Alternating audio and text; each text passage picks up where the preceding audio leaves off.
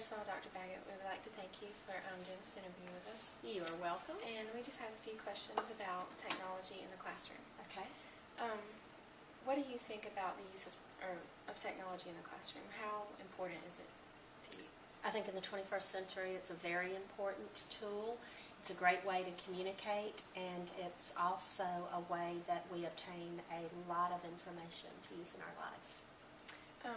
What do you think is the most beneficial technological tool in education? Oh, that is a real tough question to answer so generally. There are so many tools in education, and I think the most beneficial tool depends on what you're trying to do. If you're trying to communicate, there are different ways that we use technology to communicate. As you know, in EDM 310, you're using Skype, you're communicating on blogs. In our daily lives, I think we all text and use cell phones. So it just depends on the task and what it is you're trying to do as to what technological tool will be best. When we're teaching things, there are videos and there are so many internet resources, and then there are resources of people that we can bring in, and we can ask questions over Twitter or Facebook. So you need to think about what your objective is and then find a tool that best suits that objective. Carl Fish had a blog post, and one of the quotes in the blog was, "If a teacher today is not technologically literate and is unwilling to make the effort to learn more, it's equivalent to the teacher 30 years ago who didn't know how to read and write." Do you think that's a little extreme, or do you agree? I think that that's an interesting quote, and what I like about it, it really makes us think of the importance of technology in our lives, and I think what's most important about that is that we're teaching young people for their future. And although we may be teachers or adults who can get along right now without certain technologies, we need to stop and ask ourselves, can the students that are in our classroom, the young people that are going to be engaged in jobs that we can't even imagine what they'll be yet, will they be able to get along in their lives without the future technologies? So with that thought in mind, I think that that is a very appropriate quote to discuss and talk about. I agree. Do you think Twitter is a good educational tool? Absolutely. Twitter is a tool that I use quite often, and I use it for educational purposes and for professional development. And Twitter, like all tools, is one that can be very beneficial, but it depends on how you use it. With Twitter specifically, it's all in who you follow. If you're following artists who are for entertainment, then it may not necessarily be educational, it may be entertaining. But if you're following other people in your field, for example, I follow art educators all over the world and others who use technologies for education and for learning, and I learn a lot from their links and what they post. So yes, for me personally, it's one of my most important professional development tools. Do you know anything about the assignments that we do in EDM 310? I do.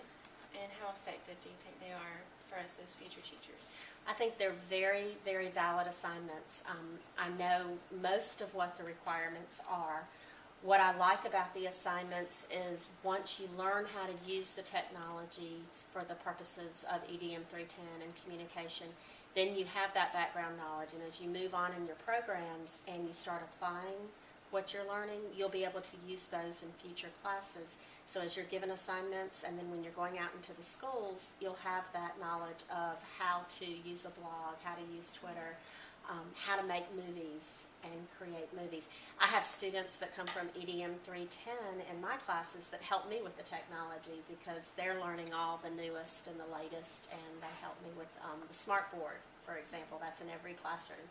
So there's not anything right now that I know of in EDM 310 that I don't think is relevant for you as a future educator. That's good. What are the pros of having technology in the classroom? Well, technology opens us up to resources that are beyond the walls of our classroom.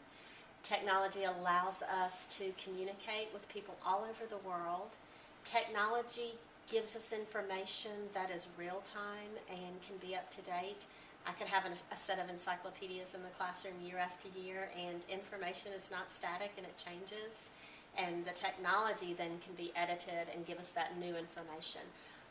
With all of that, we need to remember that everything that is on the internet is not necessarily factual, but that teaches us to be good editors and reviewers of information that we acquire through the technology.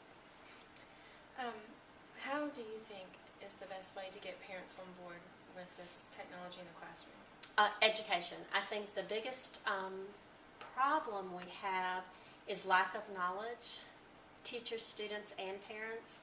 And I think as a teacher, it's our responsibility to educate the parents as well as the students. So as we're using new technologies in the classroom, we need to make sure we're using them in professional and safe ways, first of all and foremost. And then we need to be sure and let the parents know ahead of time what we're doing in the classroom. And this is not just in terms of technology, it's all of the objectives that we teach. But especially if we're using a new method, a new strategy, and a new technology, explain it to the parents, communicate through, we can use websites and we can use the technology, but some parents don't have access to that.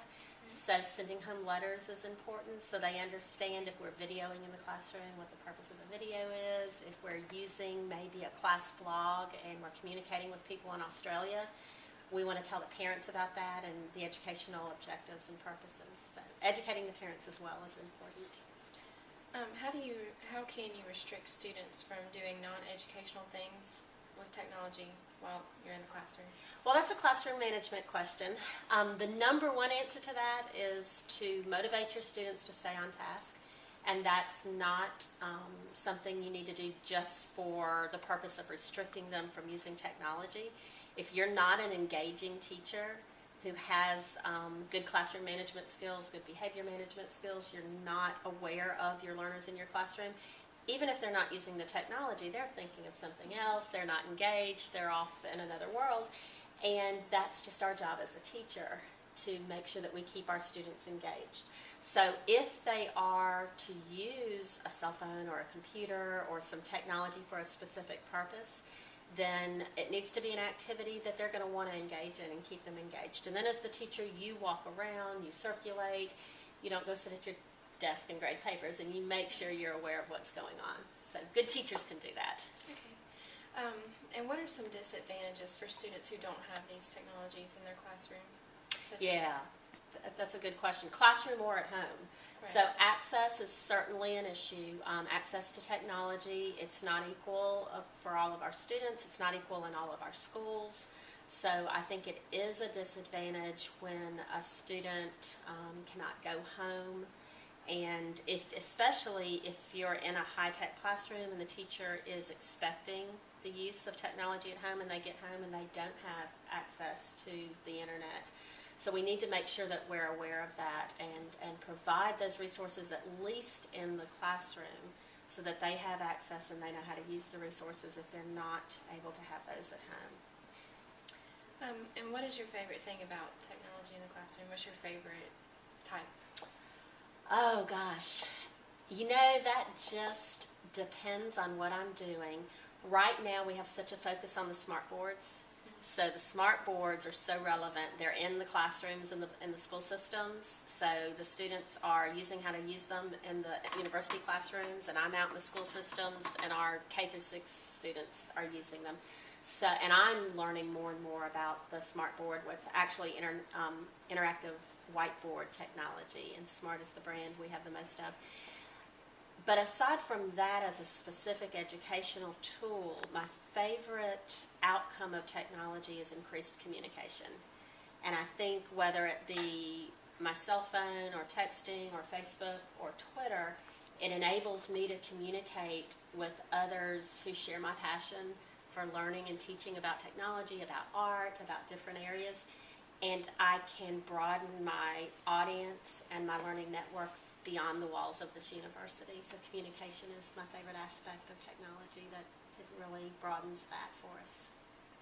Well, we'd like to thank you again, Dr. Baggett, for doing this interview with us, and we look forward to talking with you in the future. Thank you.